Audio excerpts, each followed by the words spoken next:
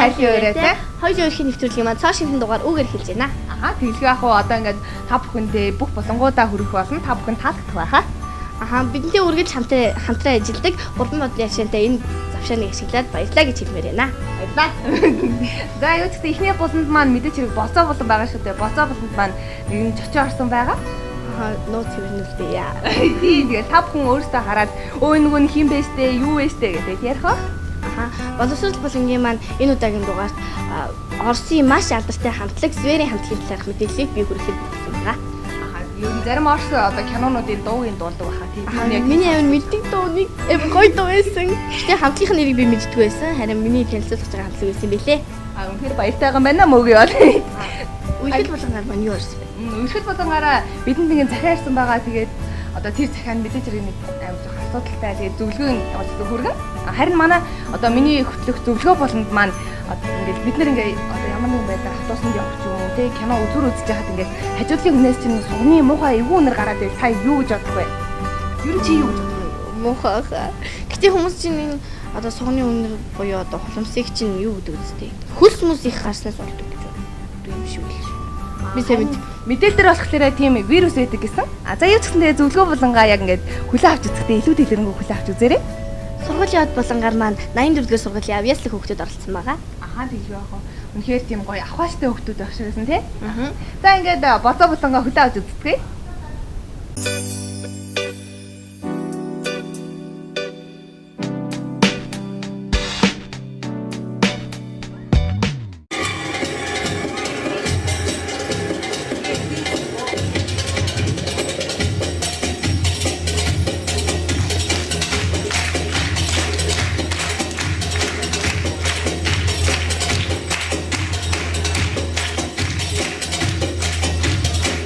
Хоёулаа нэвтрүүлгийн маань болцоо болон эхэлж байна. Энэ удаагийн болцоо болонгаараа бид бүхэн Монголын Белла дэнсийг хөгжүүлэх төвийн тэргүүн баяр маягтайгаа уулзааднаа. Сайн мэн үү та? Сайн мэн үү? Танд энэ өдрийг мэндийг хүргэе. За баярлалаа. Таарч гисэн телевиз үзэж байгаа бүсгүүчүүдтэй, охтуудтай, залуучуудаа бүгдээрэнд нь мэнд хүргэе. За баярлалаа. За ингээд та чинь Белла дэнсээр хамгийн анх хичээлжсэн тий. Тэгээд хамгийн анх ингээд дэлхийн нийт дээр очиод тайсанд гараад бүжгэлж яах. Яг ер нь бүжгэлж яахт юу бодож ирсэн бэ? Яг бүжгэлж яах явцдаа. Ер нь бүжгэлж яах үед тэгэл яг нисэх юмтай одоо нэг тийм гоё мэдрэмж төрдөг дотор. Тэгээд тухайн бүжгээрээ юу илэрхийлж байгаа тэрийг илэрхийлэхийг хичээдэг. Бүжгэлж яах үедээ өөрөө нүүр царайгаар үйл хөдлөлөөр те илэрхийлэхийг хичээдэг, бүжээ хүнд хүрэхийг хичээдэг гэх үү те. Тэгвэл яг тэр одоо нэгдүгээр байрын яг ингээл From Mongolia гэж яах нэг чи юу бодогдож ямар сэтгэл төрж яасан бэ? Зүгээр яг л монгол хүн болсноороо омгшиж те монголоороо омгших тэр одоо тийм сайхан мэдрэмж яг ирдэг.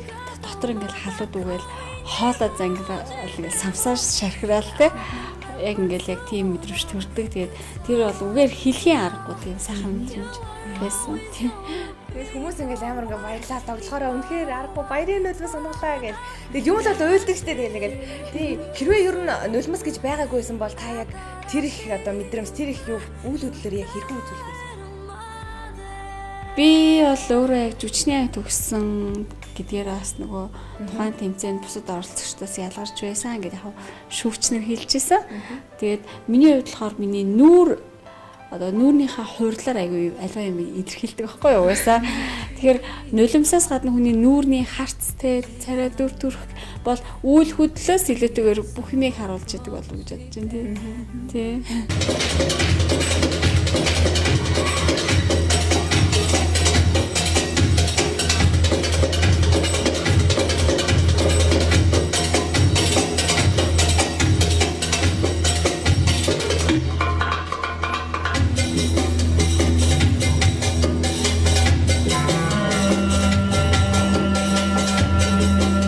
Нөгөө нэг гав ганцаараа явсан шүү дээ Монголоос. Одоо бусад орны хүмүүс болохоор өөрийнхөө оператортойгоо тий одоо бүхэл хүмүүстэйгээ мейкап артисттайгаа өсчөнтэйгээ явж хахад би бол яг гав ганцаараа явсан. Тэгэл ганц дэжин ганцаардахгүй гэл дотроо бодож байгаа л явчихлаа шүү дээ. Тэгээд ер нь гэхдээ нөгөө тэмцээн уралдаад явна гэдэг чинь зөвхөн өөрийгөө бодож байгаа юм биш бас тий. Улс орныхоо нэрийг бас гаргаж чадчихсан гэж бодож байгаа юм чинь.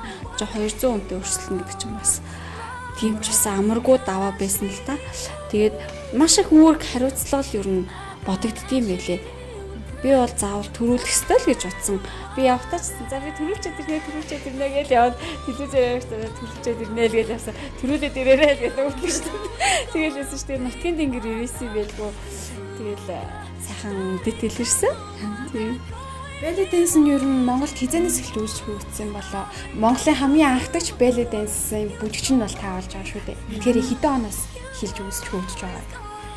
За ер нь бол анх тайзан дээр би ч өнгөтнэд жүжигчээр ажиллаж байсан.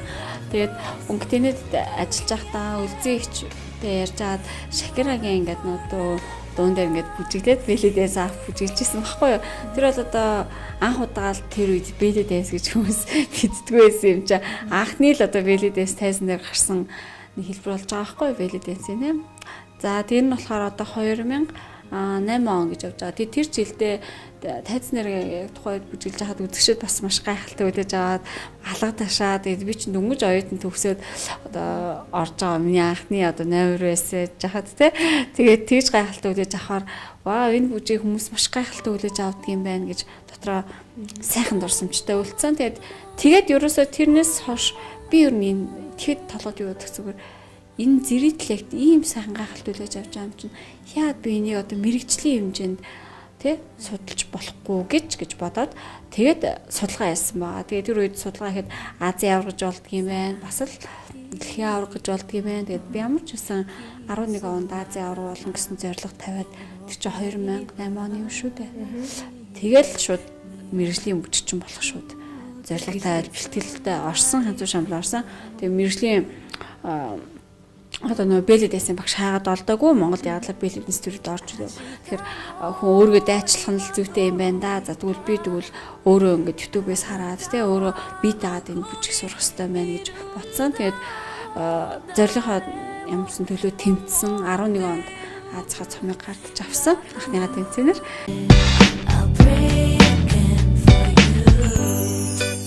бус бүжгээс яг юугаараа ялгаатай одоо үүсэл хөгжлөн түүх нь юу юм belly dance гэдэг үг чинь өөрөө яг юу гэсэн үг юм бэ? Та энэ талаар дэлгэрэнгүй.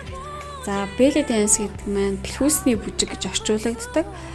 Монгол дээр belly гэдэг чинь хэвлий бэлхүүс гэсэн англи үг шүү дээ. Орчуулахаар бэлхүүсний бүжиг гэж орчуулагддаг байхгүй юу? За тэгээд belly dance маань ойрхот орнодоос үүсэлтэй. Египт, Араб гэсэн хоёр орноос анх үүсэлтэй. Сүүлд Турк төгссөн байгаа. Сүүлд. Ер нь энтэгт бол энтэг чинь belly dance-ийн орн биш шүү дээ. Угаасаа Араб, Египт, Турк гэсэн орн бэлхүүсний бүжгийн одоо орн баггүй юу? Тийм. Хүмүүс энтэг бүжиг андуураад байхгүй belly dance-та. Энтэг бүжигчд бол belly dance бол тийм амжилттай оролцогчд биш гэж хэлмээр байна. Яг л Оросын бүжигчд одоо сүүлийн үед цахиур хагалж байгаа дэлхийд. Оросууд бол үнэхээр аваа ард юм шүү дээ сонгодог урлагаараа дэлхийн байлд дагуулдаг ард юм ба. Тэгэхээр Оросууд одоо бол дэлхийн хэмжээнд өрсөлдөгчд бол Оросууд байна. Мэдээж Араб, Египт тийм гэх мэтчлийн одоо сүүлийн үед ингээ Азийн орнууд руу орж иж штэ.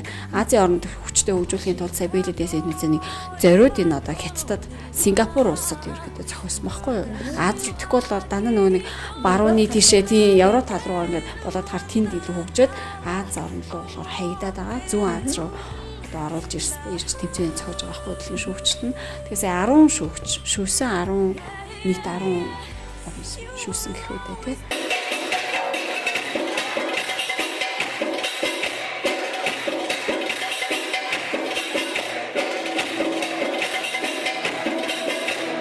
Одоо ерөнхийдөө сургалтын төвөд бол ер нь дандаа хотоор байгаа. Тэгвэл одоо хөдөө орон нутгад ерөнхийдөө belly dance ингэж зохицолбоор одоо төв байгуулна гэсэн тийм одоо бодолтой байгаа. Ер нь бол штэ юу л гэдэг юм бэ л те. Ер нь бол хөдөө орон нутагт бол нэгдэн гэсэн бодолтой байгаа. Нэгдэн бах төвгүй. Тэгээд маш олон одоо аймаг сумнуудаас ингээд залгаж салбараа нэгээч эсвэл ингээд мастер класс ирж орооч ч юм уу те эсвэл та тоглолтоор ирээч гэл ингэж олон хүмүүсийн урьсан одоо урилгыг хүлээж аваад өдгөө он гараад зөв танай телевизээр зарлж байгаа шүү. За он гараад одоо бид нар аялын тоглолтын 21 аймаг айлын тоглолт их гэж байгаа билгээсэн юм гişүүд тийм байгаа. Тийм гайхалтай байгаа. Тэгээд зарим нэг одоо дууч алтан цэцэгчтэйгээ хамтна. Тэгээд өшөө ингээд хүмүүстэй хамтраад маш гоё тоглолт зохион байгуулад явъя гэсэн бодолтой байгаа. Энэ жил ер нь айгүй завгүй ахын дээр тоглолттой болно. Тэгээд нөгөө урилгаар явсан хүмүүс гээл ер нь та ингээд талтруу шагаагийн манай ангийн хүүхд байгаа гэдгсэн. Одоо ер нь ангийнхаа хүүхдүүдтэй хэр харьцаатай байгаа вэ? Тэгэл нөгөө тий 10 жилийн зэрэг миний галхам ширээний анд гэлдэгдэг шүү дээ. Тийм шүү дээ.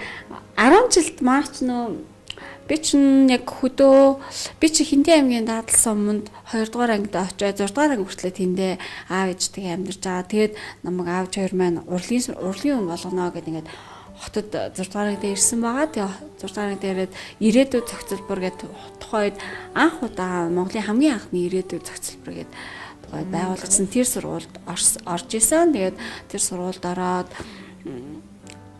манай ангийнхан болохоор ерөөдөө тийм таллаас одоо нэг орж ирсэн тийм сургуулиас орж ирсэн хүмүүс байсан. Тэгээд яг бас хангалттай сайн дотносож амжихгүйсээр гадыг төгссөн бид нар.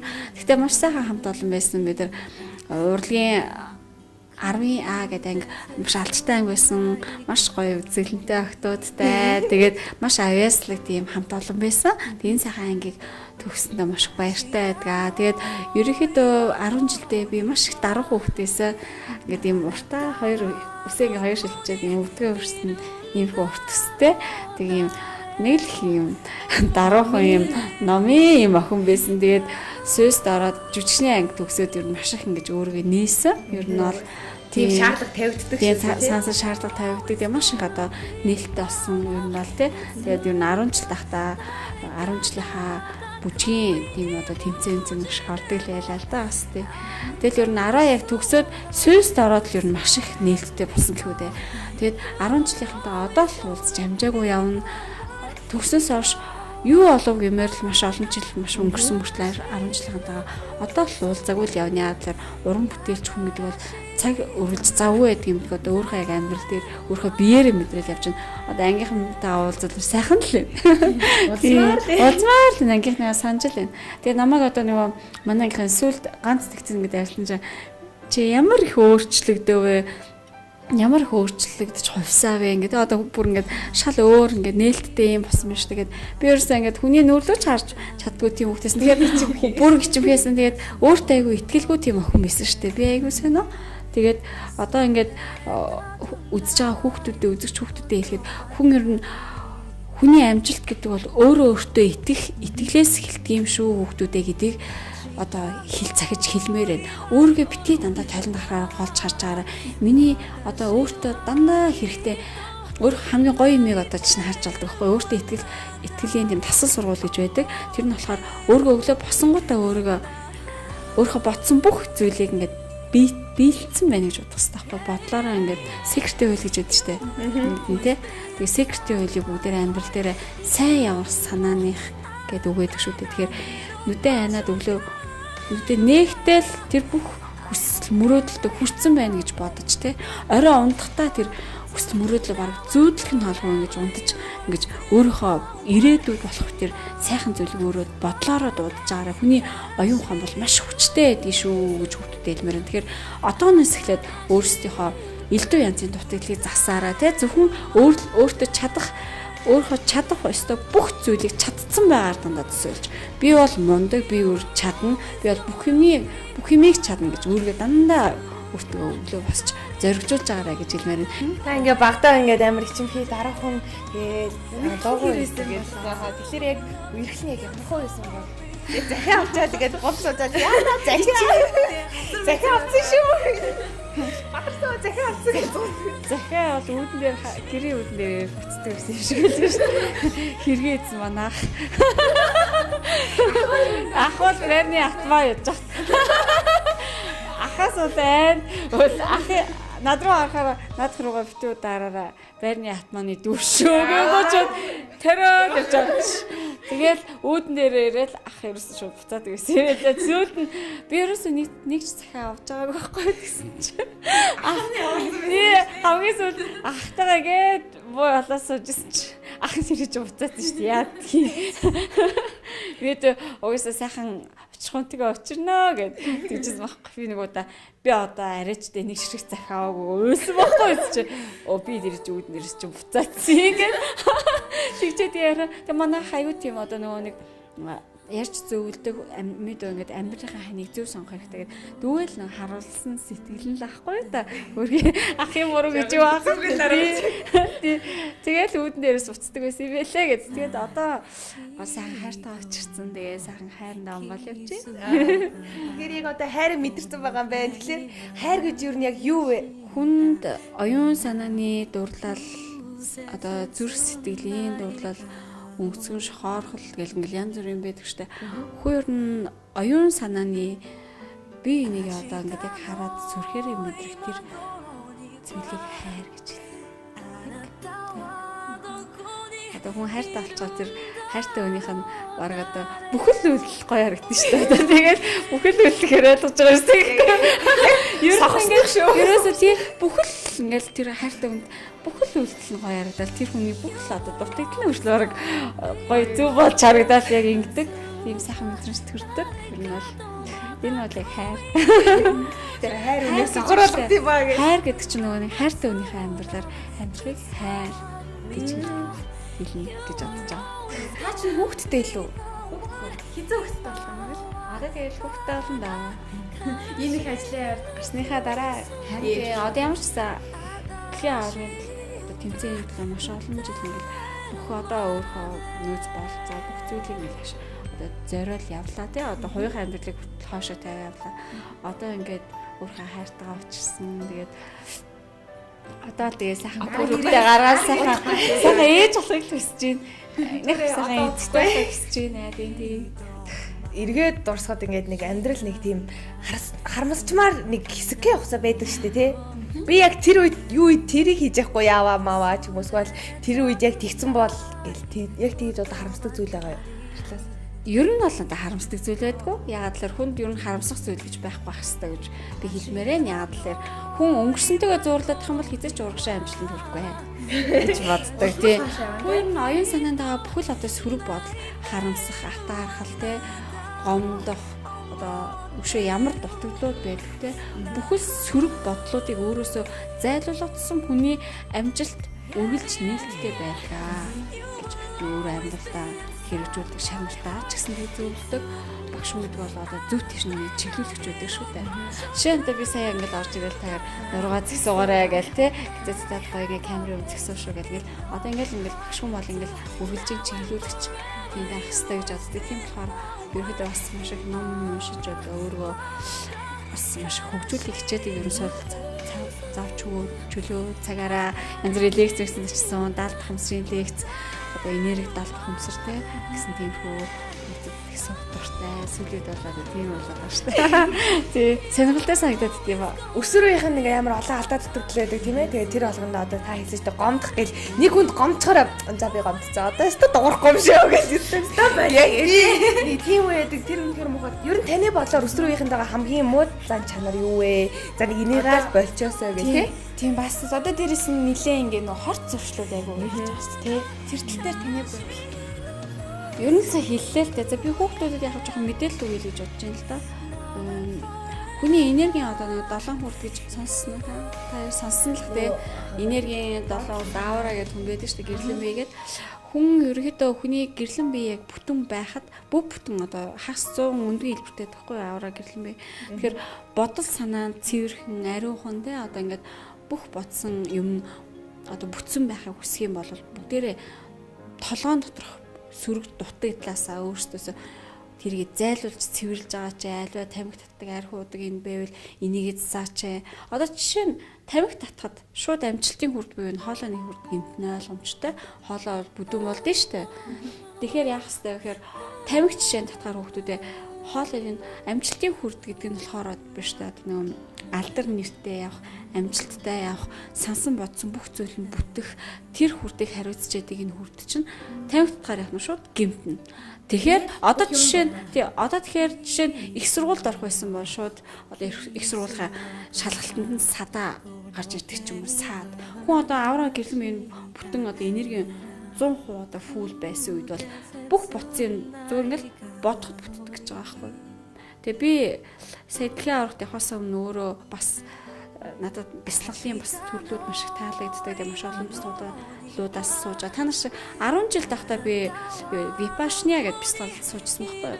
Надад тийм суух гайхамшигтай боломж төгс. Тэгээ би Vipassana бяцлаглаар тэнд сэргээгээд дэлхийн аврагт явах өмнө өөрөө одоо дотоод хүч гэдэг чинь тий өөрөө дутагдлуудыг цэвэрлж өөртөө хэрэгтэй бүх тэр энерги ирч хүчүүд хөнгөлөхөнд бол 11 сараас эхлээд 5 сар хүртэл ногоо олдсон байгаа. Ногоо олж ингэж өөрөө дотоодоо танихын тулд тэ өөрөө илүү мэдрэхийн тулд өөрөө одоо дутагдлуудыг хайхын тулд өөртөө ингэж тэмцэн. Тэгээд бяцлал бол хийгээд үзвэл хэцүү шүү гэж хүүхдүүдэд хэлмээр. Ер нь хэцүүгээр юм лээ. Тэгээ ингээд ерөнхийдөө өөрөө дутагдлуудыг л хайх хэрэгтэй гэж хэлмээр хүмүүсэлтэй. Ер нь бяцлаглаж явах хэрэгтэй гэж хэлдэг шүү дээ.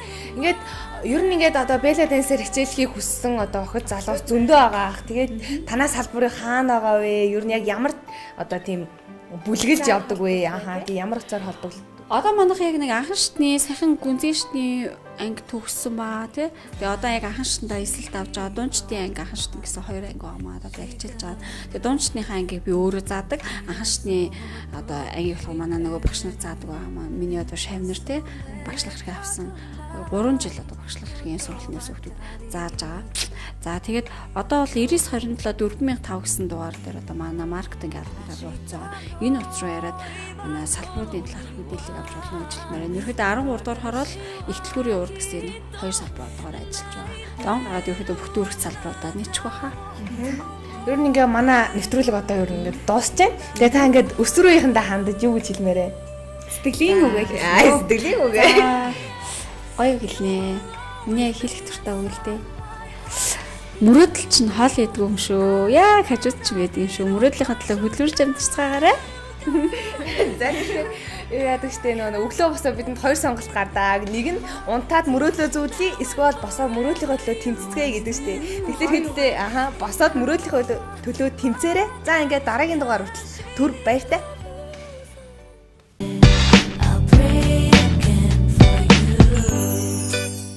За ингээд зөвлөгөө болон маань эхэлж байна. Энэ удаагийн зөвлөгөө болонгаараа хоёулаа өрхий пэйж хуудсанд маань нэгэн захиач юм уу зөвлөгөө өснөх тийм охиноос чат ирсэн байгаа. Энэ чатанд болохоор би хайртай хүнээ олсон. Тэр минь надад үнэхээр хайртай. Тэрний бүх юм төгс. Гэтэ ганцхан л зүйл надад үнэхээр таалагддаг гэсэн. Харин тэр юу вэ гэсэн чинь сугны муухай өнөр надад үнэхээр таалагддаггүй. Би одоо тэрнийг сугны муухай өнрийг хэрхэн болиулах вэ гэсэн тийм зөвлөгөө өгсөн байгаа. Тэгээ үүн дээр бид бүхэн зориулж ингээд зөвлөгөө өгөхдөө сугны муухай өнрийг гэрийн аргаар болон мэрэгжлийн эмчтэр очиж хэрхэн одоо өнрийг багасгах вэ, хэрхэн одоо эдгэж болох вэ гэсэн тийм талаар зөвлөгөө бэлтгэсэн байгаа. За ингээд дараах зөвлөгөөнд анхаарлаа хандуулаад үүнийг гэртээ зуршиж үздэцгээгээрэй.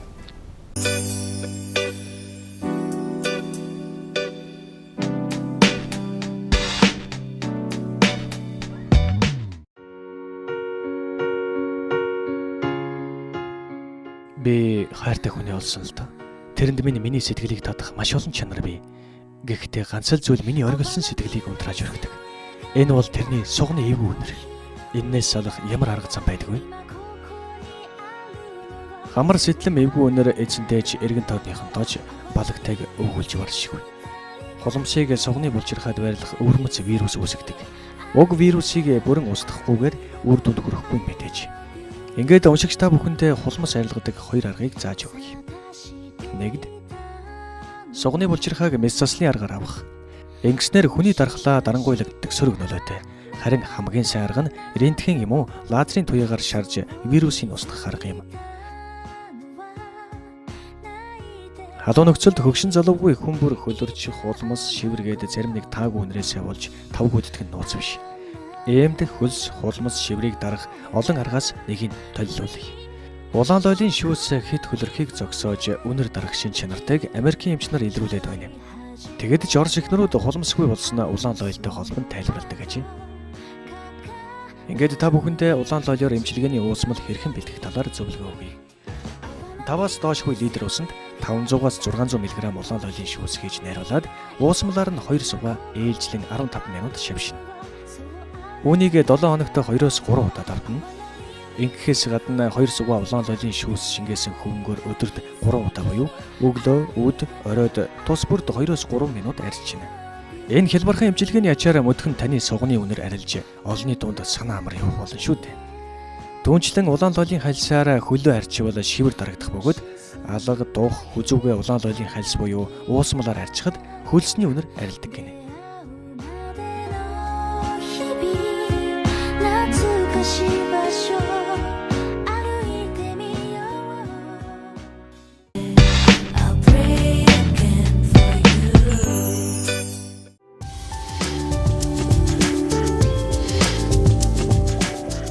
Төглөг орчин альжаал тайлах байгалийн сайханд гэр бүл хамт олноороо амрахыг хүсвэл 3 модны аршин амралт сувилийн газрыг зориорой. Энд та бүхэн чөлөөт цагаа зөв боловсон өнгөрүүлэх фитнес, сакс мумгийн талбай, караоке, бүжгийн талбай гэд танд хэрэгтэй бүхэн байх болно.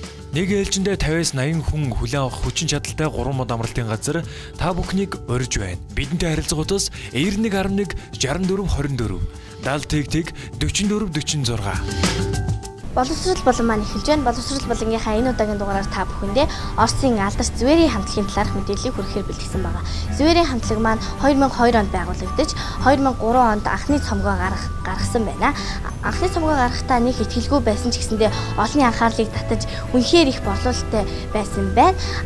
Бас нэг сонирхолтой зүйлийг мэдээллийг өргөхөд Звери хамтлаг маань хамтлагийнхаа нэрийг хамтлагийнхаа ахлагчийн хочоор өгснээр үнэхээр онцлогтой байгаа. 2004 онд Звери хамтлаг маань MTV-гийн шилдэг рок хамтлаг хэмээх шагналыг авсан байна. Энэ шагналаа 6 удаа дараалуулан авснараа өөрийнхөө хамтлагийгаа Оросын шилдэг рок хамтлаг гэдгээ баталж чадсан баха. Эдгээр болон илүү сонирхолтой дэлгэрэнгүй мэдээллийг хүлээн авч үзье.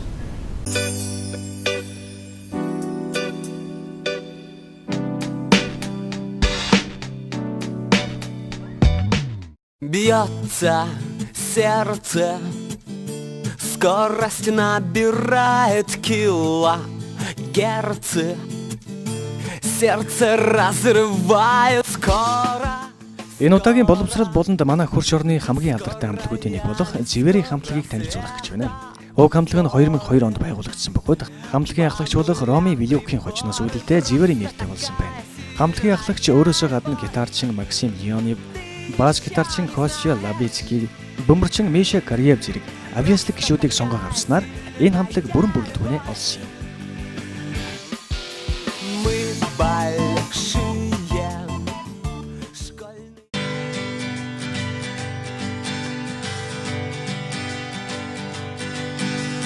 Мир такой красивый и такой замечательный. Я сижу напротив, как же ты привлекательна. Ты в моих глазах, и мир тихонько сужается. Утро, солнце, кофе, и сейчас все решается. Я к тебе подсяду, я спрошу, ты одна. 2003 онд тэдний хамгийн анхны цомог болох Gold Hunger цомгоо гаргасан бөгөөд нэг их итгэл тавиагүй байсан ч тэдний цомог олонний анхаарал өртөж чадсан билээ. Одоо тэднийг Оросд төдийгүй Европын орнуудад просто такия сильный либо буюу ердөөл ийм хүчтэй хайр дуугаар нь маш сайн таньдаг болсон юм. Эхний цомгоосоо урам зориг аван шаргуу ажилласны эцэст тэд 2004 онд Звери районы буюу амьтдын бүс нутаг гэх 2 дахь цомгоо гаргасан юм. Энэ цомог нь санаанд оромгүй их борлуулалттай байхаас гадна тэднийг маш олон газар тоглолтоо хийхийг урьдаг болсон юм.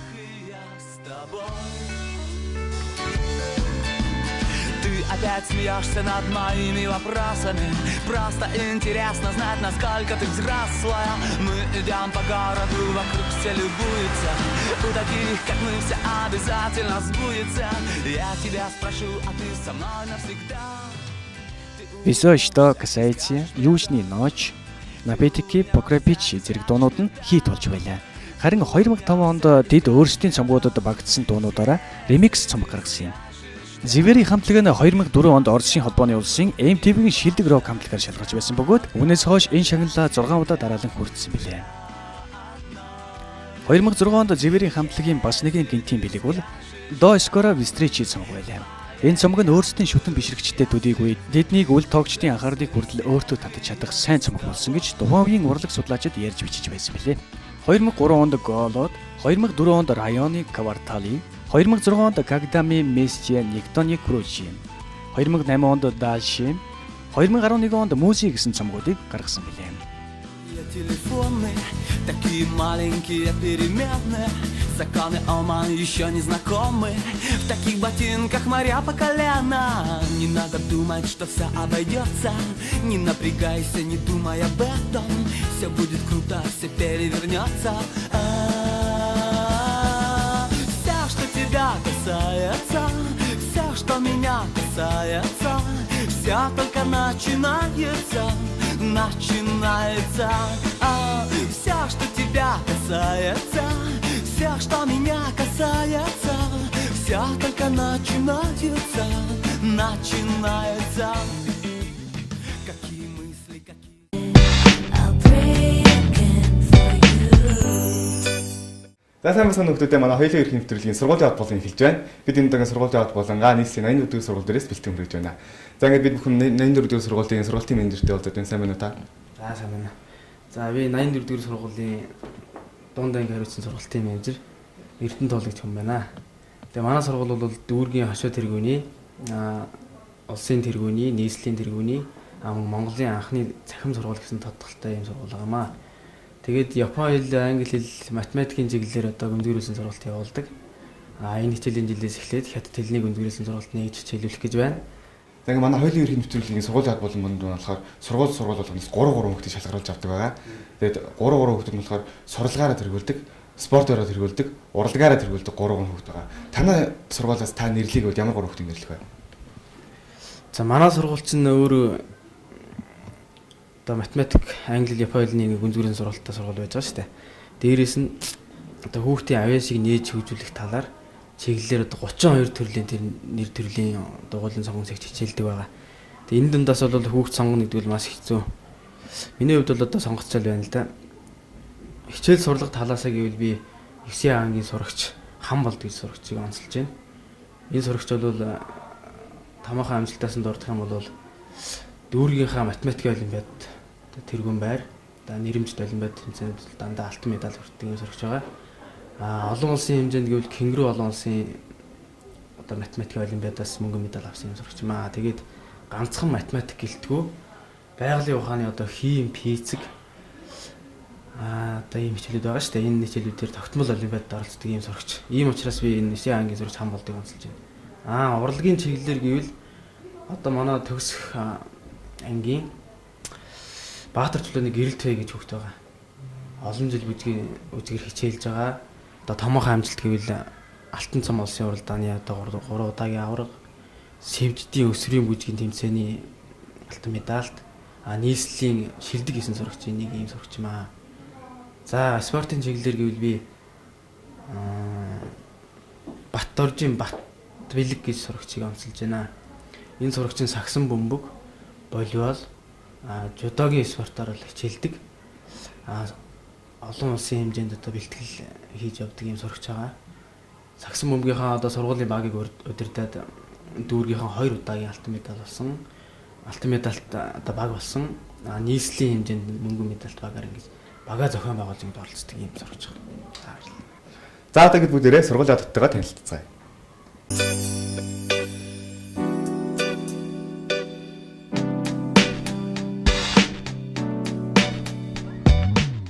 Сайн байцгаана уу? Намайг Баатар чулуун хүүхдээ Гэрэл Туяа гэдэг. Хоёулаа үерхий нэвтрүүлэгт намайг сургуулийн од болонд оролцуулж байгаад би их баяртай байна.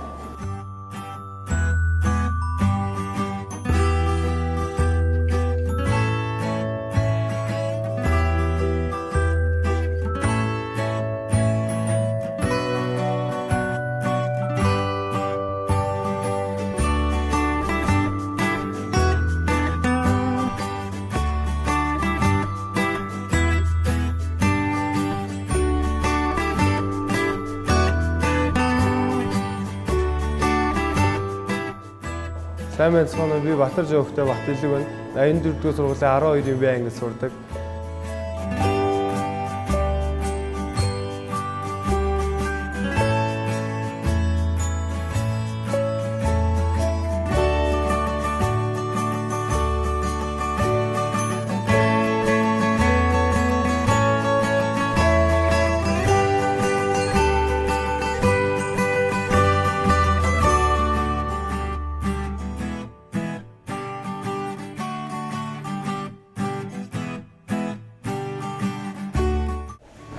Сайн мэцэн үү? Би 84 дэх сургууль 9 ангид сурдаг. Намайг гомдорж өгөхтэй хам болдгийе.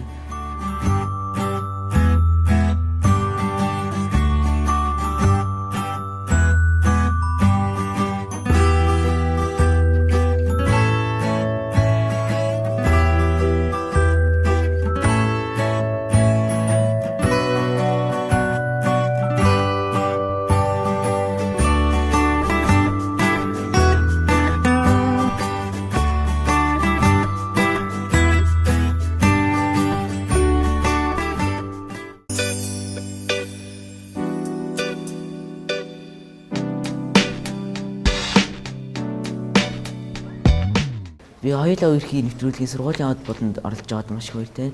Тэгээд намайг хоёулаа үерхий пэйж утсанд орж дэмжээрэй. Тагаа намайг энэ болонд оролцуулж байгаад та бүхэнд их баярлалаа. Намайг дэмжицгээгээрэй. Хоёулаа үерхий нэвтрүүлгийн пэйж хуудсанд орж намайг дэмжээрэй.